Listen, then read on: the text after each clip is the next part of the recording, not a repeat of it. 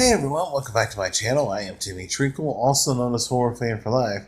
And my next video, I have a special top 10 list for you guys. There's a lot of debate out there as to whether or not 1981 is the best year for horror movies.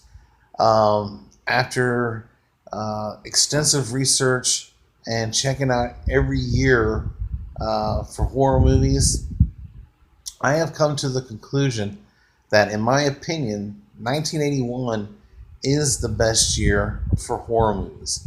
I'm not just talking the amount that came out, I'm talking about quality horror movies or slashers that came out. And when, in this list, it was so hard to do a top 10 because, in my opinion, there's at least 15, 16 movies that are top notch. There are some that are cheesy, and there's some that are not good, of course. But as far as a whole year is concerned of horror, it is my belief that 1981 is the best year for horror movies. And so I have a top 10 list of horror movies from 1981. I do have some honorable mentions I will go through first. And they are The Beyond, Wolfen, Hell Night, Final Exam, Madman, Butcher Baker, Nightmare Maker, and Madhouse. All really good horror slasher movies, in my opinion. Just couldn't make my top 10 list. And after I go through this, you'll see why. Coming in at number 10, and this is probably going to upset a few people, but again, this is my list, this is my opinion, and just because it's at a certain number, I don't want to have people start bashing me in the comments or anything. Just remember, this is my list, my top 10. We're all going to have different opinions. But coming in at number 10 is Evil Dead. The original Evil Dead. This, Bill Campbell, just a great horror movie, and a great movie to start this what would be a trilogy. And even the third movie, I finally have come around to like him more than I did. This first movie is a classic, and I love the blood, the whole possession deal in this movie is freaky as hell, and I love the fact that they're isolated in the woods, and even the woods gets involved in this movie. But yeah, The Evil Dead, it is a classic, and this is a great way to start off the top 10 list. Coming in at number 9 is what I believe is an underrated movie, and that is The Prowler. I love the look of the Prowler in this movie, and I like the kills, and just overall as a movie in general, I think it's highly underrated, and it comes in at number 9 on my list. Definitely check out The Prowler if you haven't seen it. Number 8 is The Burning.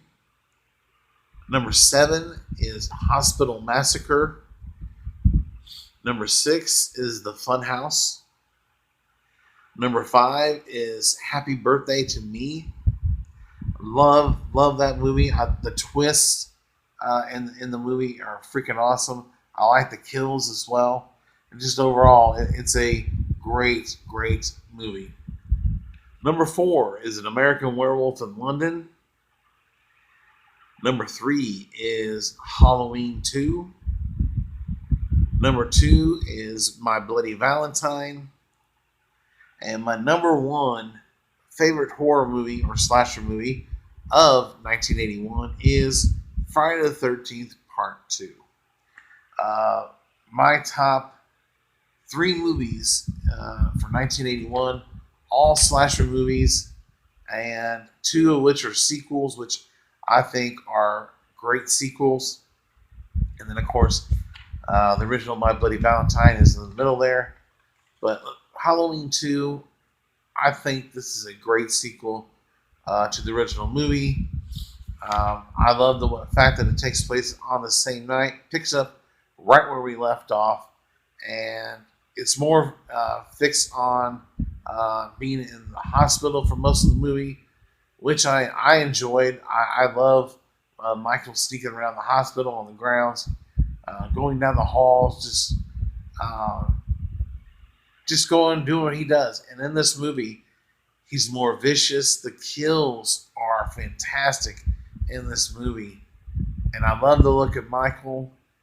Even though some people say he walks like a zombie, he walks too slow, and I love it. I love this movie, um, and honestly, I don't think we needed another um, movie, like we got in 2018. Although it's still a fine movie and everything, but uh, my opinion, I really wish they would have um, made this 2018 movie Halloween 3 and just disregarded Season of the Witch so it can be its own separate movie, which, if it wanted to do that in the first place, it should have been called something else and not Halloween 3 Season of the Witch. You could have just called it Season of the Witch and been done with it. But I don't like the fact that not only do they make this new timeline, but and then they're forgetting all the other movies and storylines, and now he's not her brother, and I'm not a fan of. I don't like that either. I just, as a Halloween movie, it is really good, but I just don't like the things they've done with it. I'm still going to watch, like I said, I'm still going to watch the movies because I love Halloween, but at the same time, it was just disappointing the route they took, and I really don't think we needed a replacement for Dr. Loomis in the movie either. But since we did, I was so excited when that doctor finally got killed. He was an annoying character. I could not stand that character in the movie. Also, along with the two characters at the beginning of the movie, who basically just trying to stir shit up. And I'm glad they got what was coming to them too. Those two characters were annoying as well. Uh, but Halloween 2, though, 1981, in my opinion, is great. I'm still a fan of the original timeline of Michael movies, but I still be looking forward to the other ones. Number 2, My Bloody Valentine, 1981. I grew up watching this when I was just almost 4 years old. This movie was on Betamax. That's how long back I go. And I love this movie. The characters, the kills.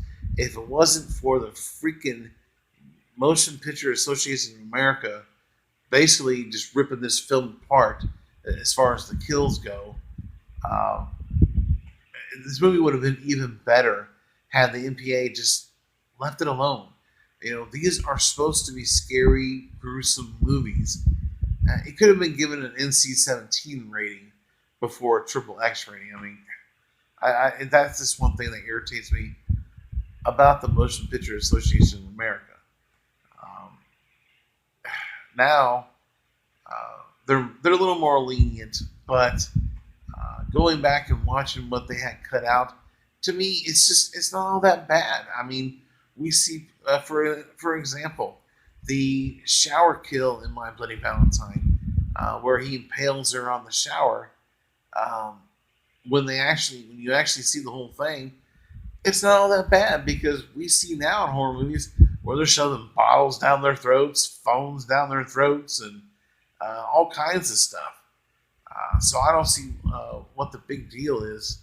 Um, and then another kill is where the couple gets impaled um, in the that room there. I can't remember the name of it. Where that couple goes into Harriet and what's his name. But at the same time, it still didn't ruin the movie for me. I love My Bloody Valentine, And I am a huge fan of the other movie we got in 2009. The 3D was freaking awesome, but my heart will always lean towards the original. Uh, but I still enjoy the 2009 movies too. Uh, but we'll talk about that another time. But My Bloody Valentine is number two. And then number one, Friday the 13th Part 2 not only is my favorite movie of 1981 as far as horror movies go, but it is my favorite Friday the 13th film, period. Uh, Main reason, you have the creepiest looking Jason with Sackhead Jason. You have the best final girl in all the movies, and you got some awesome kills in this movie. And I've said before in a previous review, um, two of the kills in this movie were actually taken from a previous movie. The impalement of the couple, and then the machete to the face with Mark, uh, or taken from a previous slasher movie. Uh, Still doesn't, um, make it bad or anything like that. It's just they were used or have been used before. Uh, they're still effective. They're still great. And it just goes to show you, and I've said this before, Jason doesn't discriminate when it comes to his victims. He don't care if you're in a wheelchair, if you have a speech impediment. It doesn't matter. He's going to kill you.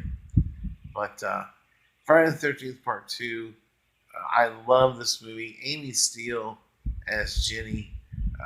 She's my favorite final girl. She always will be. It's going to be hard to try and find someone to beat her.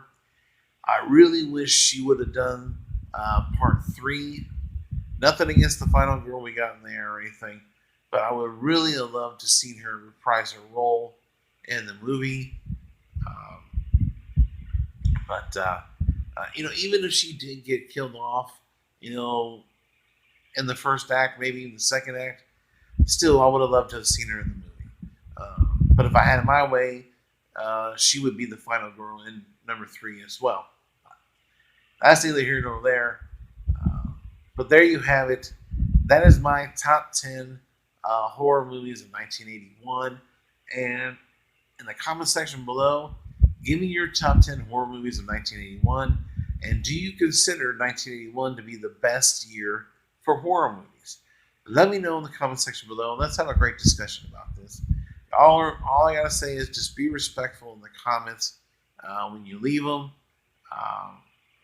Everybody has their own preference. They have their own list and everything. So just respect that. That's all I ask. Other than that, if you're new to the channel, subscribe today for more content. If you like this top 10 list, hit that like button. Other than that, if there's any other top 10s you want to see me do, let me know in the comment section below and I will definitely get around to that. But thank you for watching and check you later.